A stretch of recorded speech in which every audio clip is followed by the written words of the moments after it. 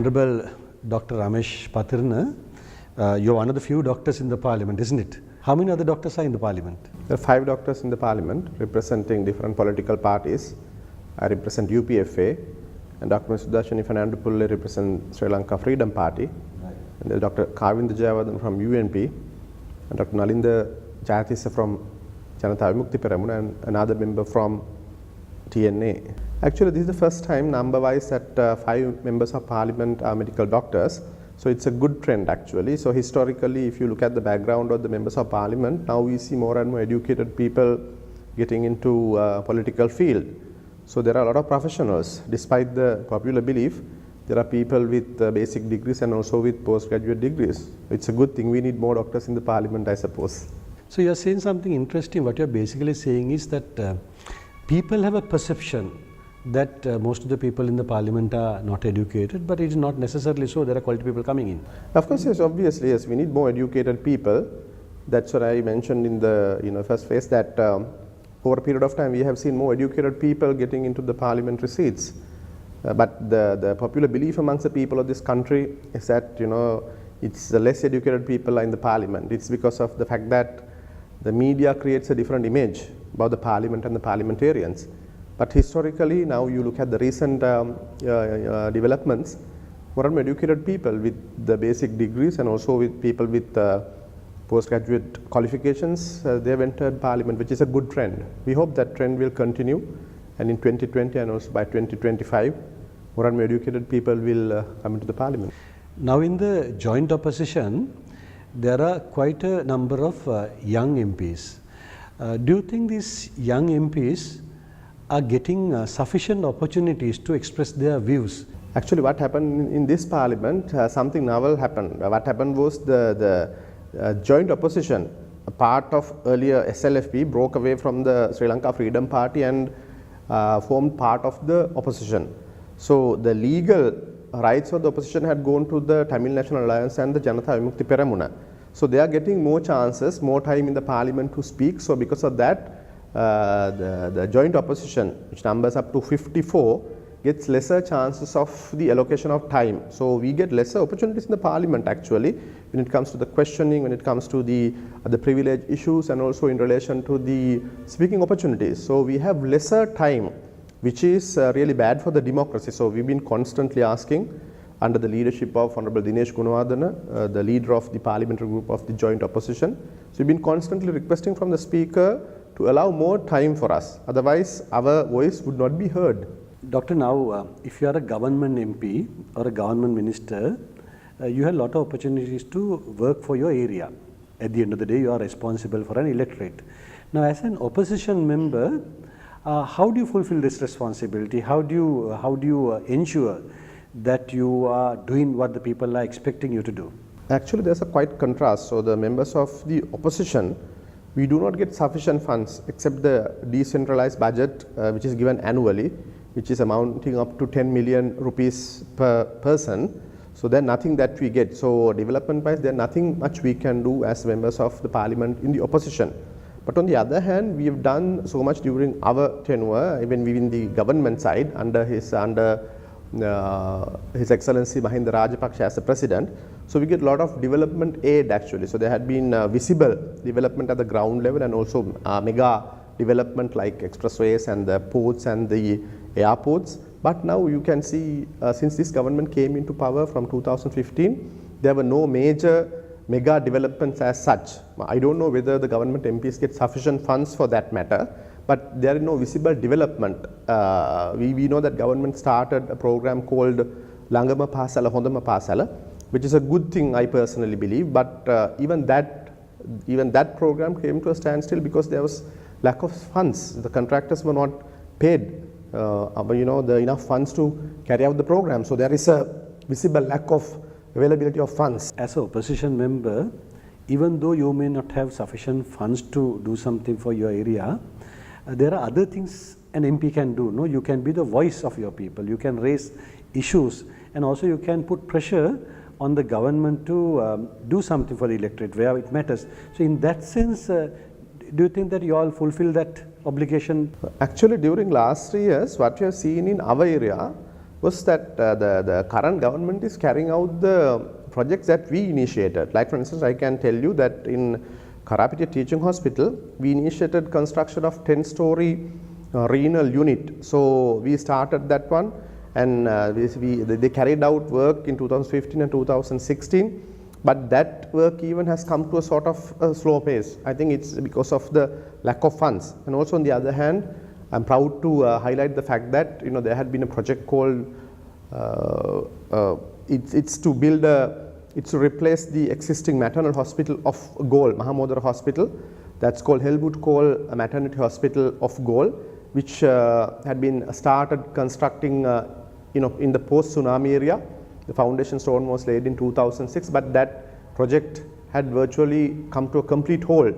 So we managed to get funds in 2013. We started the work in 2015. Now we can see that project was going on. So all the work that's being happening in Galle district, including those two projects, and also about the Galle flood control program, which is funded by the World Bank. Again, funds came during our tenure. So that work has been going on, but apart from that, we don't see anything else. But even those work had been slowed down, there had been no efficiency as such. So we have voiced our concern, and also we have voiced constantly about the different issues in relation to agricultural sector, which is main income provider for the people of the Galle district. So tea had been badly affected because of the fertilizer cut, and the rubber prices had gone down, and the paddy cultivation was badly affected. So all in all, we haven't seen anything good. Now talking about Karapiti Hospital, now these days it is on news about a particular virus that is spreading, influenza, and there's a story that a lot of children have died. Doctor, can you explain about this? What is the cause of this, and to what proportion it has now grown? Actually, it's a very unfortunate situation that had been developing during last 4 to 5 weeks in southern part of the country. So initially this was suspected to be a respiratory virus. So a lot of children were affected. So these children, those who were affected, they were brought into Mathura Base Hospital, Hambantota Base Hospital, and also to Patriotic Teaching Hospital. So later doctors found out that this infection was mainly due to 3 viruses. One thing is the respiratory virus, and second one is the adenovirus, and also they started talking about the influenza A virus. So actually the confirmation came as it's influenza A virus. So despite the causative factor, a lot of people were affected. As per the government information, which is provided by the Ministry of Health, I think it's about 15 deaths that they have confirmed in Patriotic Teaching Hospital. But from the sources close to the Health Ministry, we got to know that another 8 or 9 children had unfortunately passed away in Mathura Hospital. So we don't have the statistics from Hambantota Hospital, because most of the time at the initial stages these patients were transferred from Hambantota to Mathura and from Mathura to Galle. Now the trend continues. Unfortunately, there are no control as such. The parents are panicked about the situation, and with that scenario what happens is parents are little reluctant to send their children, admit their children to Karapiti and Mathura hospitals. They try to admit their children to private hospitals, and also some parents take their children to Lady Ridgeway Hospital or some hospitals in the other areas. So the government, we believe that grossly undermanaged the situation. So far, Minister of Health, Deputy Minister of Health, not even the Director General of Health Services or the Secretary of Health visited any of those hospitals. I think they have to be there. They have to present at the hospitals. They have to get the first-hand experience about the situation. And what is complicating the matter is not only the senior health officials are not visiting the hospitals, and also there had been an ongoing issue in relation to the epidemiology of the Health Ministry. So the weekly epidemiology report, which had been constantly published in the history of medical, in the recent history of the Health Ministry, had not been published. So there is no preventive mechanism. People are not educated about the preventive mechanism. The information from the public and also from the community level is not transferred to the hospitals, not transferred to the Ministry of Health. So the controlling mechanism is not in place.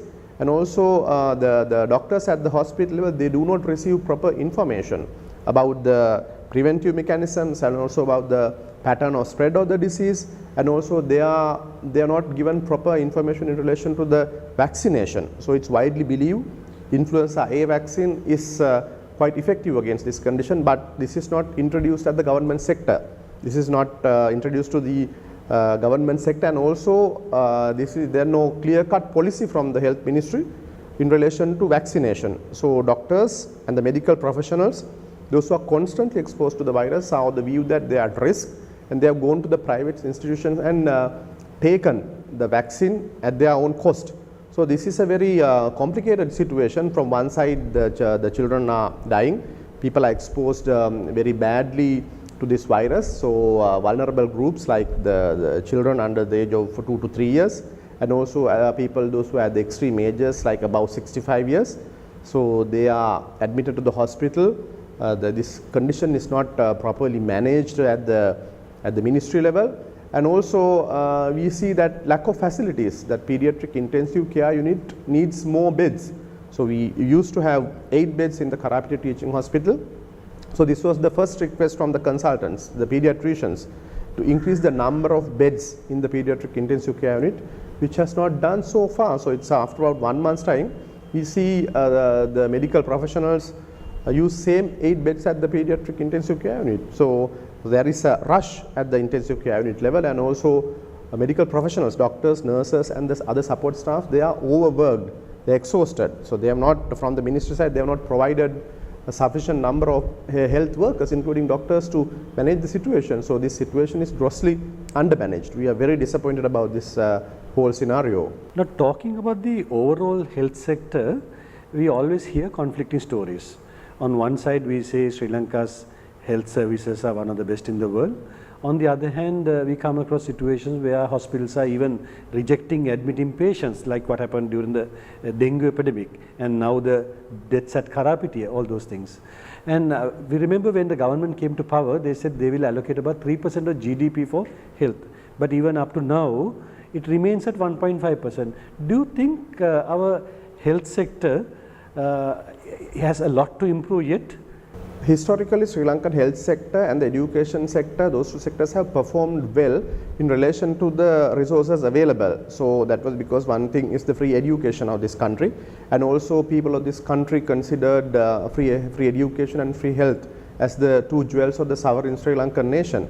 So people have paid a lot of attention into those two areas. So the governments, successive governments, they were compelled to provide what is possible for the health sector and the education sector. So because of that, actually, Sri Lankan health sector had performed exceptionally well. So world over, you take the statistics in relation to general health care, it's it could be maternal mortality, it could be infant mortality, it could be the immunization program, or it could be the life expectancy at birth. All those sectors have shown tremendous potential, and we have seen a lot of good results.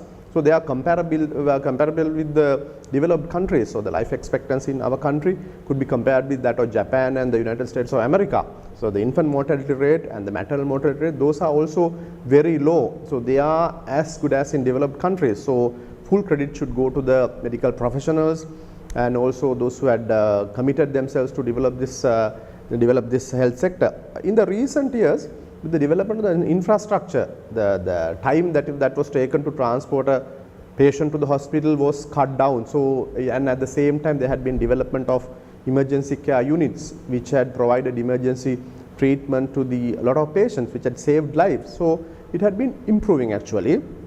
But what we need to do is now to improve. The government did not provide what was promised. So they said that they're going to provide at least 3 to 4% of the GDP income to the health sector, which was not the case. It was about 1.5 of GDP. It was like what our government had provided. So there was no significant improvement as such in comparison to our government. What we think on futuristic basis is that we need to have a referral system. We see patients, one mandatory requirement is we need to have a referral system in this country, because a lot of patients bypass rural hospitals, base hospitals, and they come to the teaching hospital. I take Gold district as an example. People from Hindudum area easily bypass Udugama base hospital, where there are the facilities available, where consultants are working 24/7. They bypass that hospital and come to the teaching hospital Karapitiya because they think that there would be a better solutions at the teaching hospital level, and which is not. For the common cough and cold or common non-communicable diseases, the treatment modality available at the base hospital, Balapitiya base hospital, Udugama is similar to what is available at teaching hospital Karapitiya. So we need to have a basic referral system where GPs or the medical officers of health see patients at the village level. They come the next level, they come to the base hospital. If their conditions cannot be managed at the base hospital only, they should be referred to the teaching hospital. So we've seen wastage of resources because of there are no referral system. One thing is that, and on the other thing is that we need to have a standard operational systems. So a patient who has diabetes should be given the same treatment across the board in the government hospitals. So if you have a respiratory illness which is fully diagnosed, and that patient should be given the same antibiotic at all the hospitals. If somebody is given a better antibiotic than for a condition which could be curable from another basic antibiotic, it should not happen, because this should lead to the development of resistance. So development resistance for these conditions, and also providing some high cost or higher end treatment at a tertiary care unit probably had driven people away from the base hospitals and the rural hospitals, and made the environment for them to come to a teaching hospital, which should not happen. So we should in the first place we should have a referral system. Second thing is we should have a standard operational procedure or the practices where any disease condition would be treated with same set of drugs, same surgical procedures all around the country. So those are the futuristic approaches, and also on top of that we should have a system. The history of the patient could be traced from any hospital in the country, for which we need a digital identification, a digital record of the patient. So if that patient could be the records of the patient could be traced at any hospital of the country, that would facilitate the doctors the treatment mechanism. I think those are the issues in relation to current health system, and those are some of the solutions that we can provide in relation to better management of the Sri Lankan healthcare in future. Now, Dr. Ramesh, tourism industry is one industry which was identified by the previous government as a key contributor to the economy, and there was a clear-cut plan on tourism development, and tourism was growing. But now suddenly we see there's a drop in tourism. How has that affected Galle as a district, and what is the problem for this, and how do you think this can be corrected?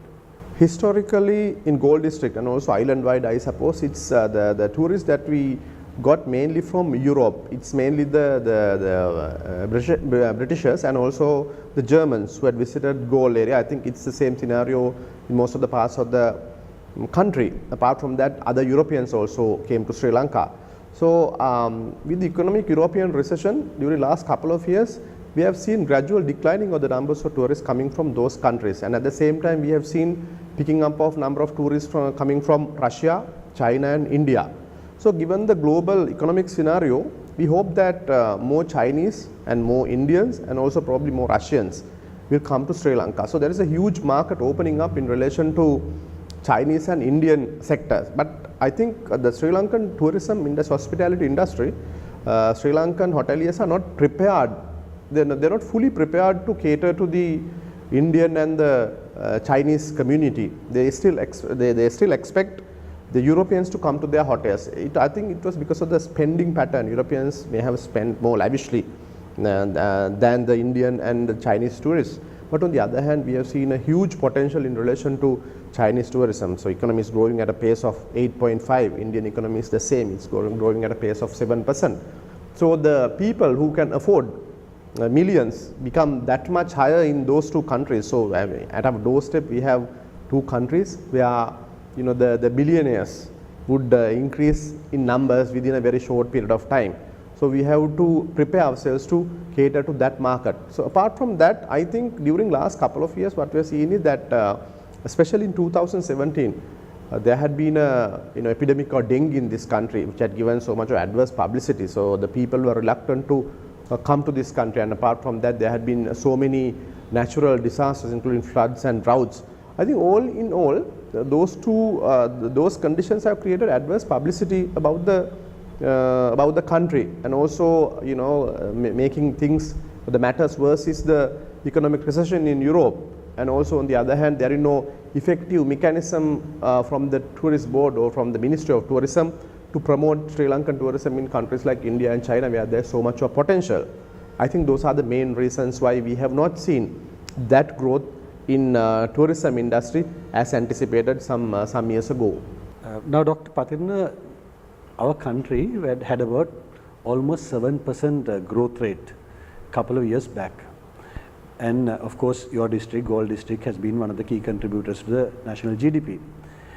But if you look at the last 3 years, it had been on a decline.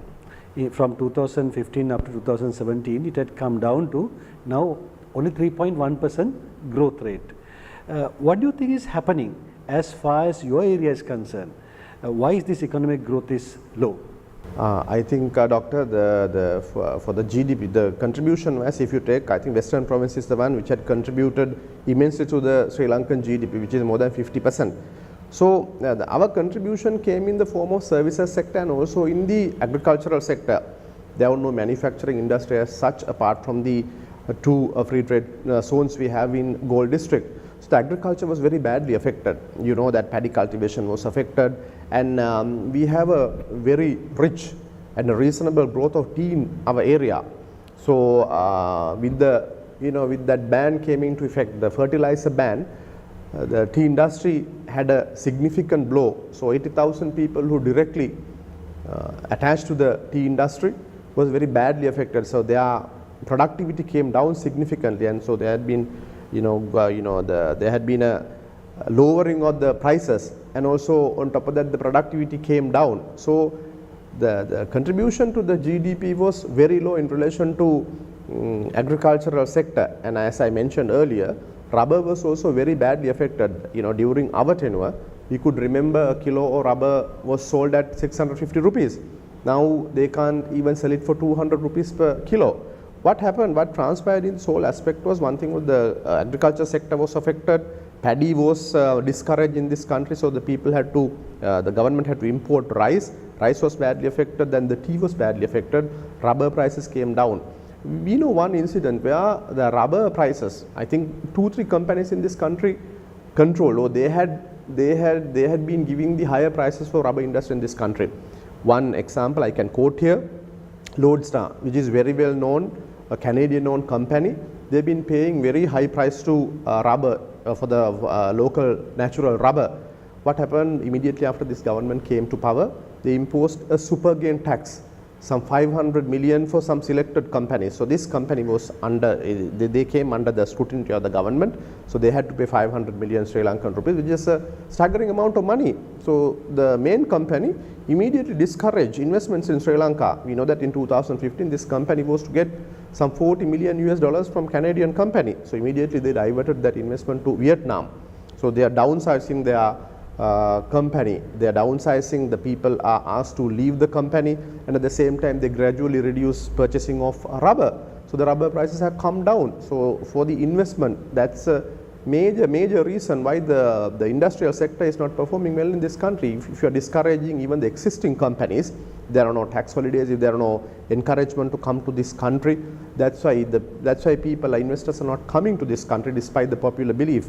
And not even the investors are coming, the existing people, those who have had their companies very well established in this country, they are also trying to take their companies out from this country to countries like Cambodia, Vietnam or Bangladesh. It's a very unfortunate situation. So manufacturing sector is suffering, agricultural sector had gone down, services sector wise we haven't seen anything much. I think we discussed about the tourism sector, we haven't seen a significant growth. That's why all in all, so cumulatively you have seen one of the lowest growth rates in this country, 3 point had come down to 3.1. So under these circumstances we can't expect anything better in 2018 also, it might even go further down. Very unfortunate situation. Now Sri Lanka is a country surrounded by sea, and in the south fisheries is also a very important industry. Do you think over the years we have done enough to develop this industry? And doctor, what are the problems the fisheries industry, the fishing community in your area are facing right now, and what do you think government can do about this? I think the reason why we have not seen the possible growth rates in relation to fishery industries in countries because of the technology, and there are no education for the fishermen of this country, and they have not been provided with the technology which is needed for the deep sea fishing.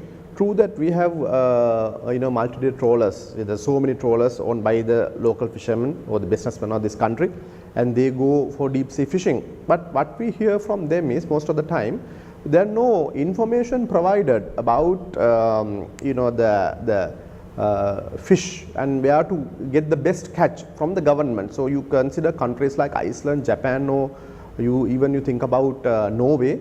So the central government plays a key role in relation to managing these resources. So there is a sonar system, the satellite information provision from the central government. So they directly send that information. They directly communicate with the multi-day trawlers. They provide information about where the catch is, the possible catch, the better catch is. But that information is not provided by the central government. It's I know that some of the fishermen through their own initiatives, they have managed to purchase these sonar equipments, and through that only they have gone to the different sites and got their catch.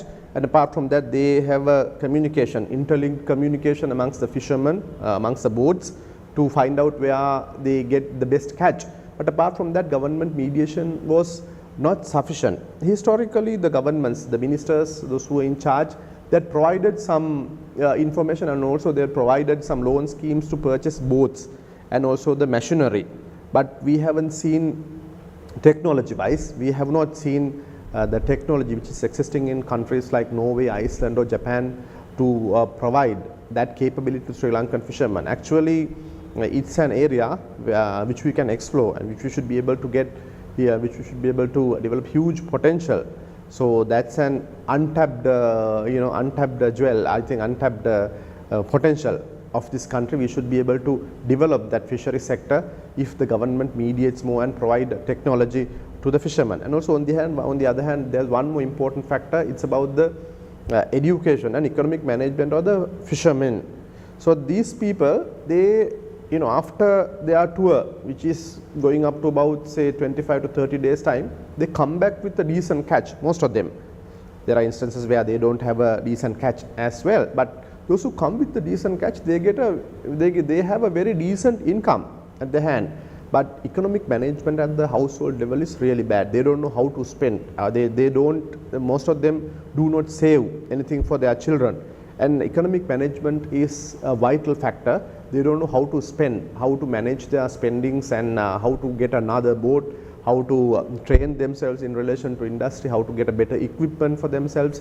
That information is lacking. So one thing is that government has to provide the information in relation to better catch, and also they have to introduce technology. On the other hand, we have to ensure that we carry out a educational sort of a program to ensure that these people are managing their economies better than what they do. So thank you, Dr. Pathirana. I think that was a very enlightening interview. So all the best for your Thank you, future Doctor. It's a pleasure meeting you. All the best to you as well. Okay.